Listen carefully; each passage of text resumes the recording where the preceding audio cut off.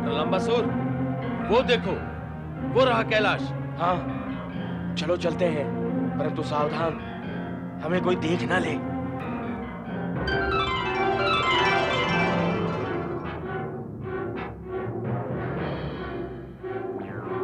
कहाँ है शिवपुत्र? अपनी माँ पार्वती के पास होगा। पर वो भी तो दिखाई नहीं देती, कहाँ होगी? चलो उसे ढूंढते हैं, वेश बदलकर।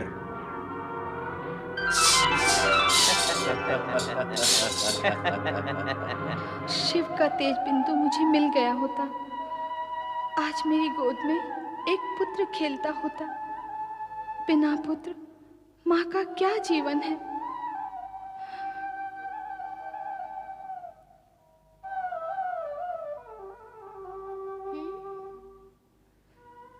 क्या हुआ देवी? श्रीमुख कुम्हलाया हुआ क्यों है? कुछ बताओ तो। क्या बताऊं और कैसे बताऊं?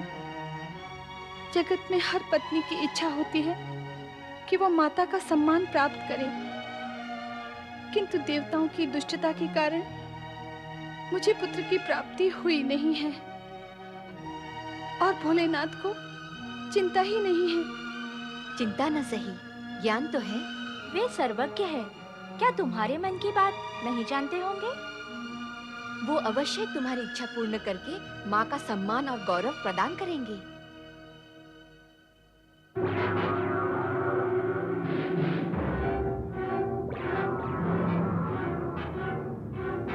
शिव पुत्र तो नहीं, शिव ध्यान में लीन अवश्य दिखाई दे रहे हैं।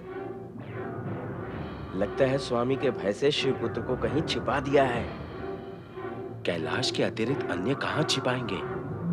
हम शिवगण के साथ मिलकर उसे ढूंढ लेंगे। आओ।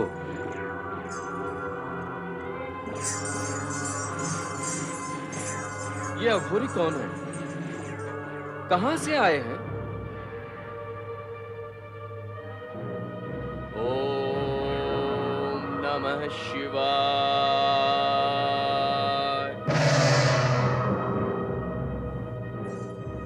ये तो तारकासुर के राक्षस हैं, गुप्तचर बनकर भेद जानने आए हैं। मारो इनको, मारो।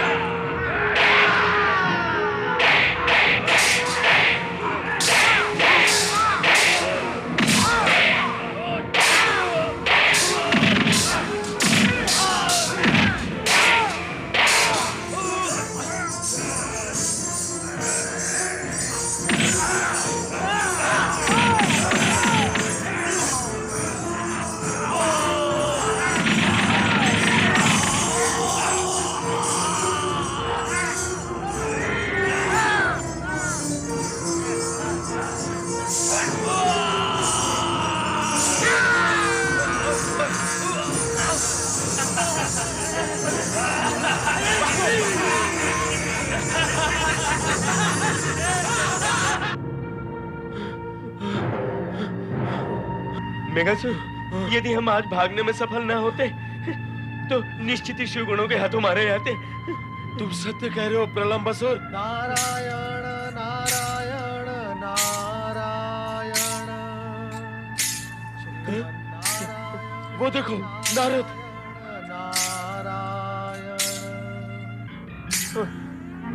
इसलिए स्वामी को शिवपुत्र होने की असत्य सूचना दी थी। उसी सूचना के आधार पर हम वहां गए थे और शिवपुत्र के हाथों पीटे गए। चलो उसे पकड़ते हैं। चलो। इस बार हम तुम्हें नहीं छोड़ेंगे नारद। इन दुर्बुद्धि असुरों को यदि ये भ्रम रहा कि शिवपुत्र का जन्म ही नहीं हुआ है, तो ये निर्भय होकर अधिक उद्दंड हो जाएंगे।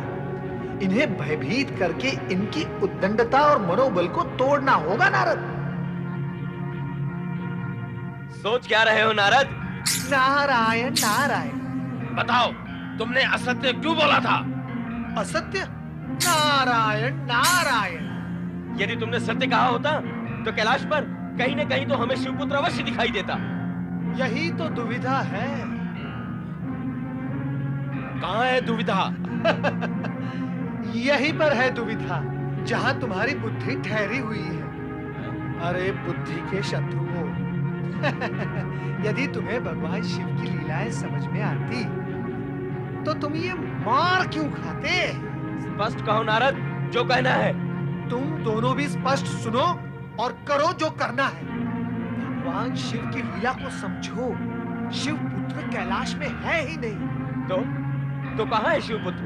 नारायण नारायण, नक्षत्र लोक में, कृतिकाओं के पास, जहां तुम और तुम्हारी अशुभ छाया पहुंच ही नहीं सकती, वहां पर है। नारायण नारायण। तो हमें नक्षत्र लोक ही जाना होगा। हाँ, शिव पुत्र को समाप्त करके ही हम स्वामी को अपना मुख दिखा सकेंगे। तो चलो चलो। मैं यहाँ हूँ। कहाँ हो? मैं यहाँ कहाँ हो? कार्तिकेय, यहाँ कार्तिकेय कहाँ हो? आवाज़ दो।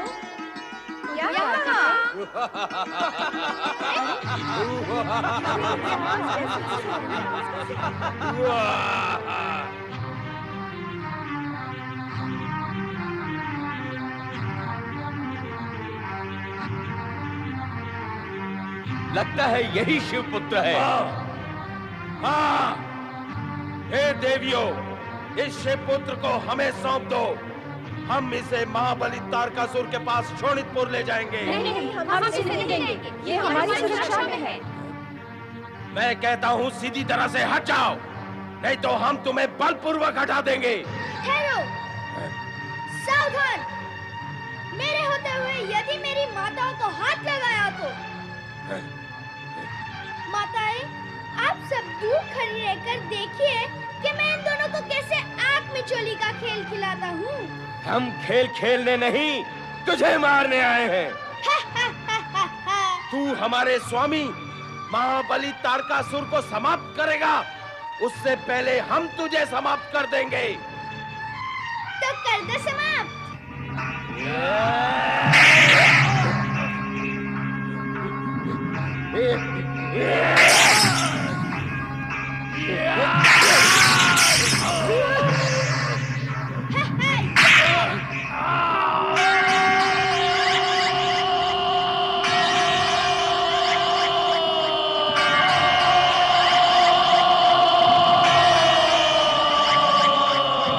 आ जाओ, आ जाओ।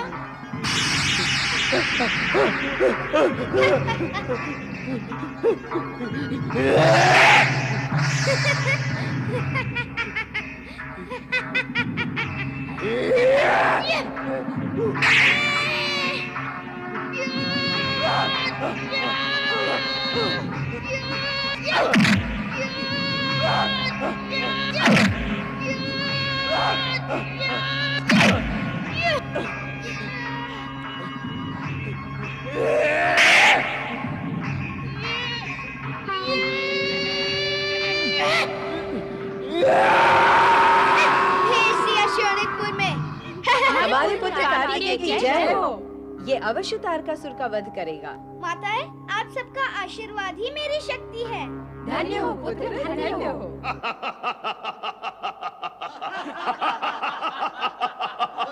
रक्षा करे महाबली, रक्षा करे महाबली, रक्षा करे।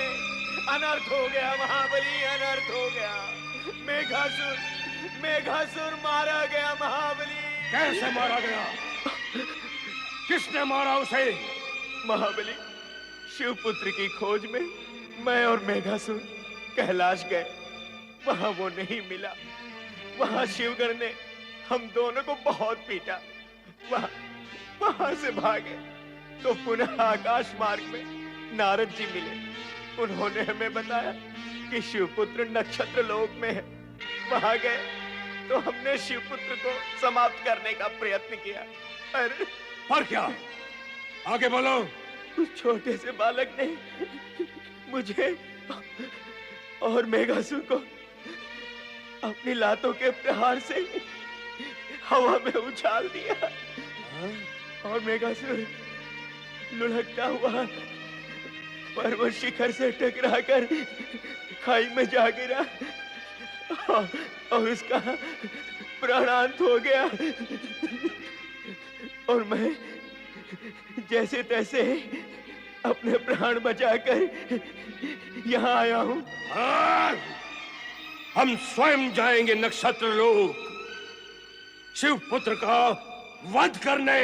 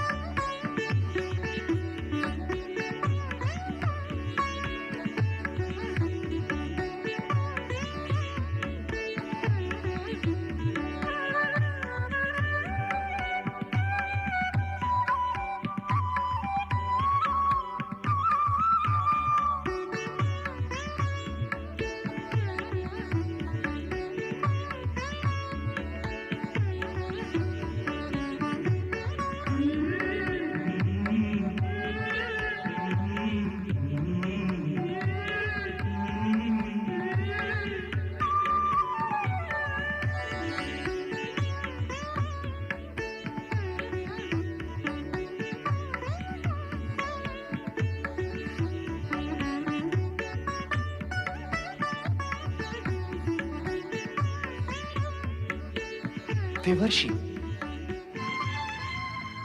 देवर्षि, नारायण नारायण। सावधान देवराज इंद्र, सावधान।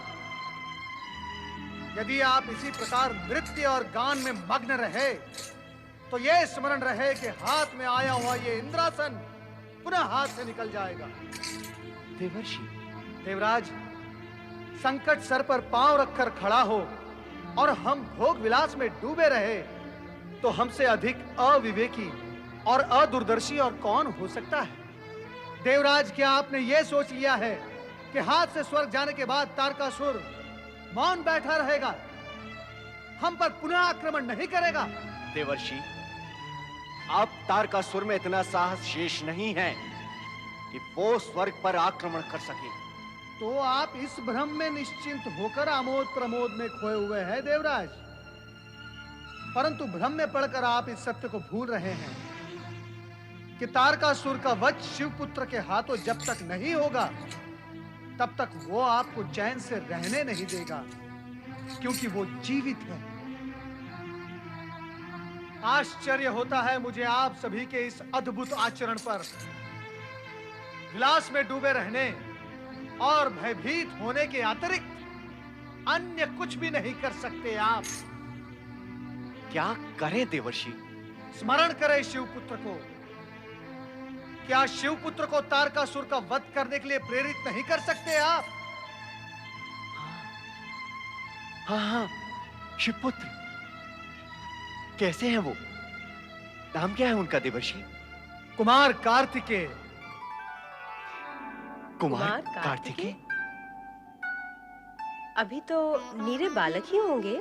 माता पार्वती की भांति सुंदर और पिता शिव की भांति ओजस्वी और तेजस्वी अवश्य होंगे। ऐसा ही है। वे शक्ति और शिव के अंश हैं, इसीलिए संपूर्ण है। इस समय वे नक्षत्र लोक में 6 कृतिकाओं की छत्र छाया में पल रहे हैं। नक्षत्र लोक में? क्यों? वहां क्यों? उन्हें तो कैलाश पर होना चाहिए। देवराज, यदि आपको मेरी वाणी पर विश्वास नहीं है तो आप स्वयं जाकर देख लें नक्षत्र लोक में। नारायण नारायण। स्वामी, आपको देवर्षि की बात पर अविश्वास नहीं करना चाहिए। शीघ्र ही विश्वास भी तो नहीं होता देवी। भला शिवपुत्र नक्षत्र लोक में क्यों? इस सत्य से साक्षात्कार करने के लिए मैं स्वयं जाऊंगा। देवराज इंद्र सत्य का साक्षात करने के निमित्त नक्षत्र लोक में पहुंचे। इससे पूर्व ही दैत्यराज तारकासुर आकाश मार्ग से वहां के लिए चल पड़ा। कैलाश में समाधिस्थ भगवान शिव तारकासुर के आशय को ताड़ गए और उन्होंने संकेत द्वारा पुत्र कार्तिकेय के मन में निश्चिंतता के भाव जागृत कर दिए।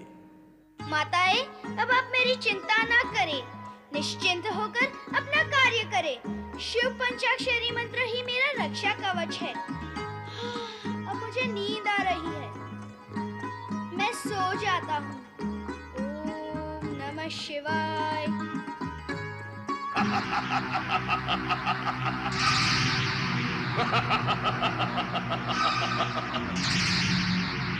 कहाँ है शिवपुत्र, जिसने हमारे सेनापति को मृत्यु के घाट उतारा है? कहाँ है शिवपुत्र? कहाँ है वो शिवपुत्र? वो शिव के रक्षा कवच में सोया हुआ है।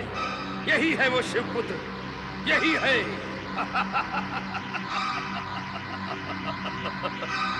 शिवपुत्र, जो मेरा काल बनेगा? नहीं, मैं पासा ही पलट देता हूं। मैं इसका काल बन जाता हूं।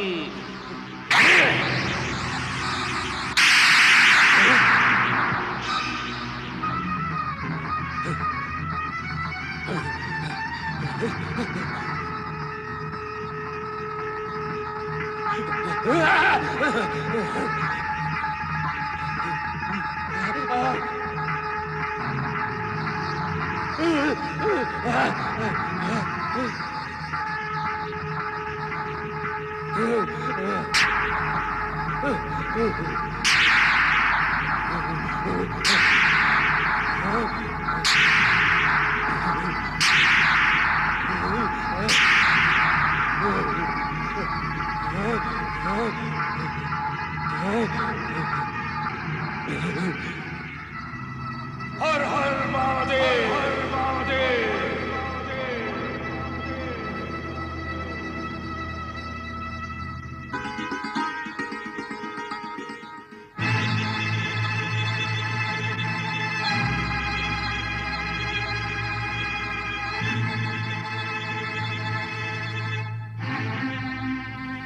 कौन है आप? कहाँ से आए? यहाँ किस लिए आए? हम स्वर्गाधिपति इंद्र हैं, स्वर्गलोक से आए हैं। शिव पुत्र को देखना चाहते हैं। शिव पुत्र का जन्म क्या देवताओं के देखने के लिए हुआ है?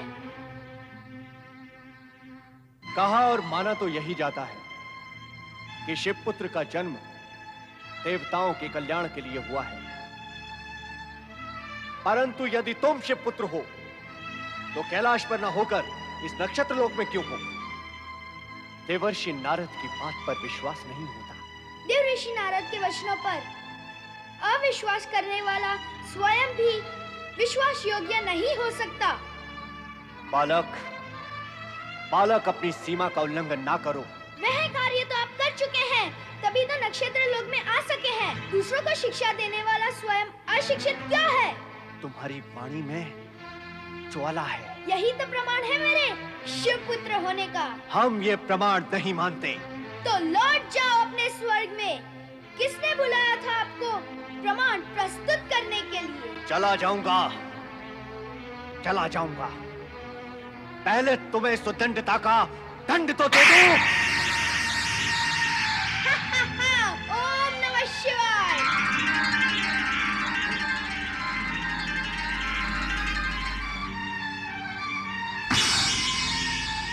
ओम नमः शिवाय। सावधान इंद्र, तुम अपने शत्रु तारकासुर का वध करने वाले का ही वध कर रहे हो। यही तो शिव पुत्र कार्तिकेय है जो तुम्हारे शत्रु तारकासुर का वध करेगा और जिससे पूरी मानव जाति व देवगण का कल्याण होगा। शिव पुत्र होने के नाते ये तो आपके पूज्य हैं।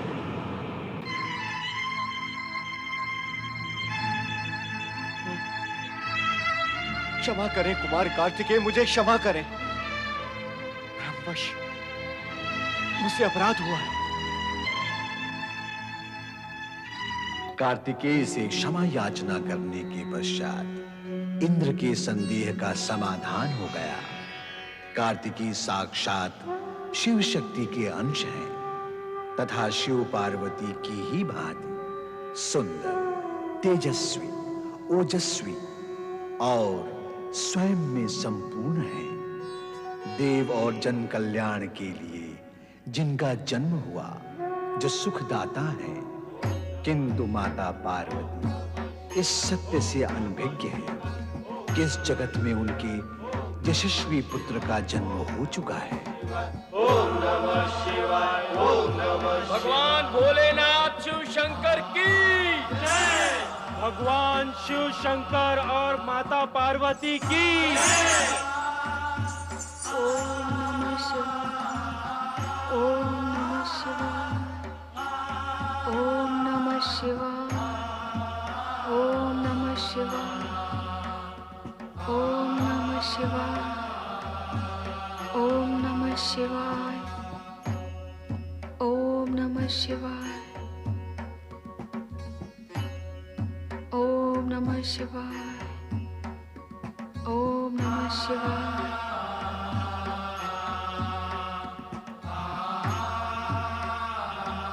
पति परमेश्वराय नमो नमः। हाथ में पुष्प, मन में प्रेम भाव, फिर मुख पर विषाद क्यों देवी? मैं स्वस्थ हूँ स्वामी। एक शुभ समाचार सुनो और स्वस्थ हो जाओगी। कैसा समाचार स्वामी?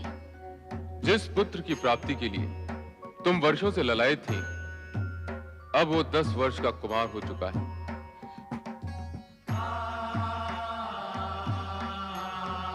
मेरा पुत्र? मेरा? हाँ देवी, तुम्हारा पुत्र, जो 10 वर्ष पूर्व अपनी माँ बस स्वामी बस।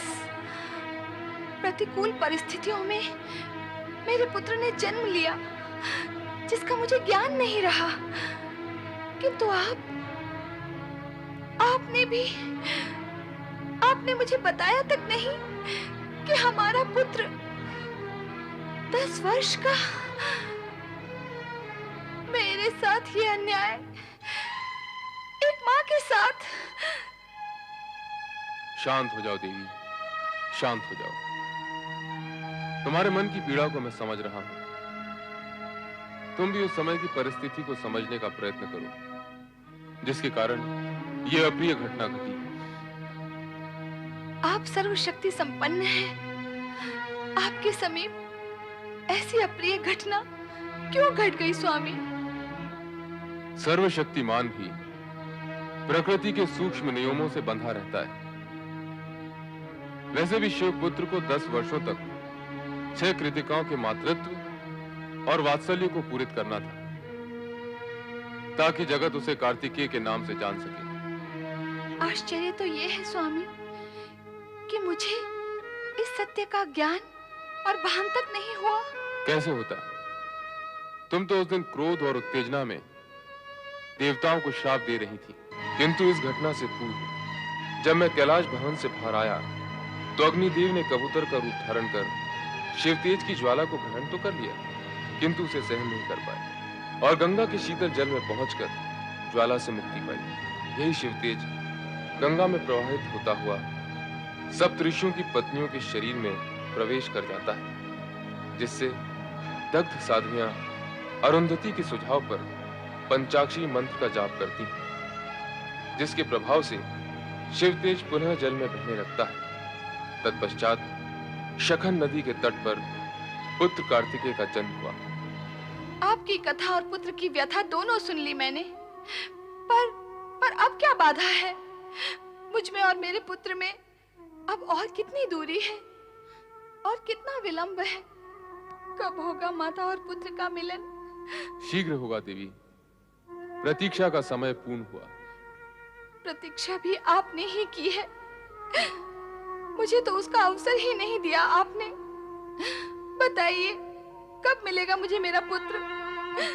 अब तो उसके बिना एक एक पल भारी हो रहा है।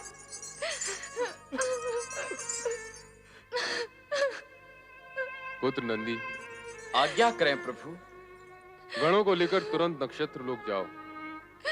कृतिकाओं को हमारा संदेश देना और कुमार कार्तिकेय को शीघ्र लेकर आओ। आपकी आज्ञा का पालन होगा स्वामी।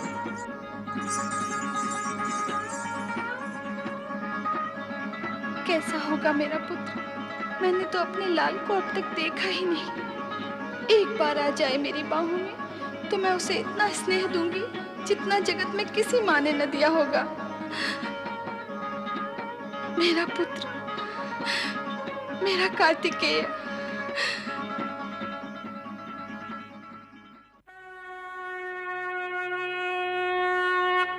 ओम नमः शिवाय।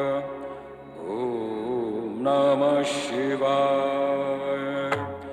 ओम नमः शिवाय। ओम नमः शिवाय। ओम नमः शिवाय। ओम नमः शिवाय। ओम नमः शिवाय। ओम नमः शिवाय। ओम नमः शिवाय। ओम नमः शिवाय।